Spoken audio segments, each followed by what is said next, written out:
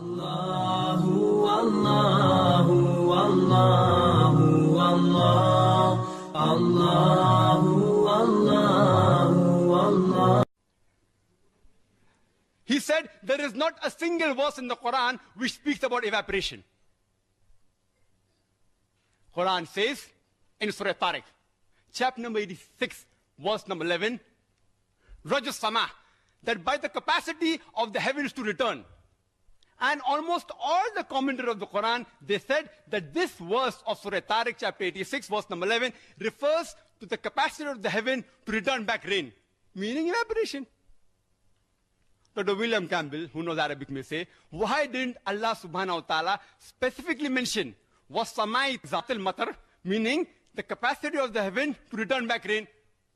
Why didn't Allah mention specifically? Now we have come to know why didn't Allah do that in His divine wisdom. Because today we have come to know that besides the ozonosphere, the layer above the earth, besides returning back rain, it even returns back other beneficial matter and energy of the earth which is required by the human beings.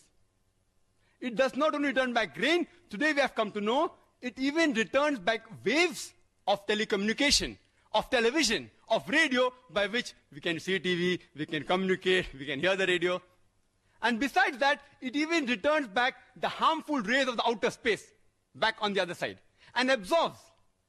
For example, the sunlight, the ultraviolet rays of the sunlight is absorbed by the ionosphere. If this was not done, life on the earth would have ceased to exist. So Allah subhanahu wa ta'ala is far superior and far more accurate when it says, Raja Sama, by the capacity of the heaven to return. And the remaining things, as he mentioned, is there in the Quran. You can refer to my video cassette. The Quran describes the water cycle in great detail. Regarding what he said about the Bible, he showed stage 1 and stage 3 in the first slide. And the second, stage 1, 3, and then 2. That the rainwater is taken up, he says, and then the rainwater comes down on the earth. This is the philosophy of Phase of Miletus in 7th century BC. He thought that the spray of the ocean was picked up by the wind and fell into the interior as rain. There's no cloud mentioned there. In the second quotation Dr. William Campbell gave, first is, according to him, evaporation, which we agree, we don't mind having the concordance approach with the Bible. Then rain falls down, and then other clouds formed. That is not the complete water cycle.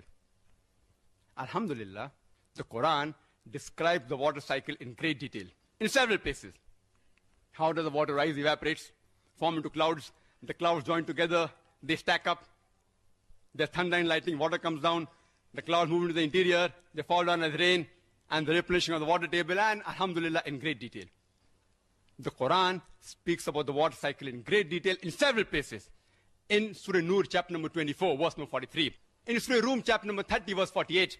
In Surah Az-Zumar, chapter 39, verse 21. In Surah Mu'minun, chapter 23, verse number 18. In Surah Rum, chapter number 30, verse number 24. In Surah Al-Hijr, chapter 15, verse number 22. In Surah Araf, chapter number 7, verse number 57. In Surah Ra'd, chapter number 13, verse number 17. In Surah Furqan, chapter 25, verse number 40 and 49.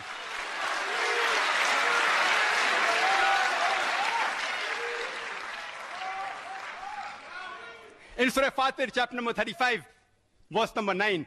In Surah Yasin, chapter 36, verse number 34. In Surah Jasha, chapter 45, verse number 5. In Surah Qaf, chapter number 50, verse number 9. In Surah Waqia, chapter number 56, verse number 16 and 17. In several places. Surah Mulk, chapter 67, verse number 30. The glorious Quran speaks about the water cycle in great detail.